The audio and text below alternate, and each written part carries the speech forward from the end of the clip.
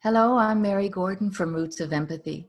I'd like to speak to parents about their important role of speaking to their children about racism. We live in incredible times, and your children are witnessing things that you wouldn't have imagined they would see in their lifetime. So we have an opportunity here to talk to the children, to listen to the children, your school-age children, about what they're thinking, about what they're seeing.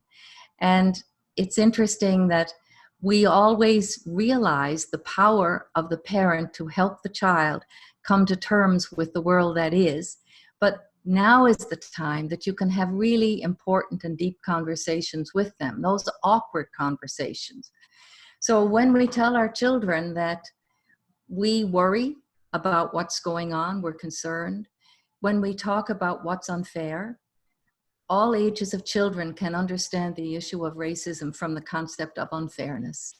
If we position our discussions around what's fair, we have a very strong starting point, because children do understand that what hurts my feelings is likely to hurt your feelings too. This is the whole premise of empathy, that if children are able to understand how the other person feels and to feel with them, that we have affective empathy, which is very powerful. And on the other hand, if you help them with perspective taking, understanding what might the other person's position be, that's the cognitive part of the thinking part of empathy. You put those two things together, you've got a child who's on the road to moral courage. Because moral courage, which is what the marchers have, moral courage requires empathy. And these days require you to be the leader for your child, to give them the chance to say what they think with no audience, to know that you're going to receive all of their questions without judgment, because they're going to go out one day, and hopefully in the foreseeable future, and they're going to be involved in conversations or see episodes of racism. And if they haven't had a chance to talk to you about this before they're exposed and on their own, they might say things that they would regret.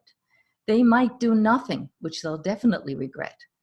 But if you talk about standing up and speaking up in circumstances that are at home and safe, they have the experience of knowing that you would support their standing up against injustice, that you would be happy and proud of them if they spoke up when there was cruelty, the cruelty of racism. Children understand from a bullying position what racism is all about.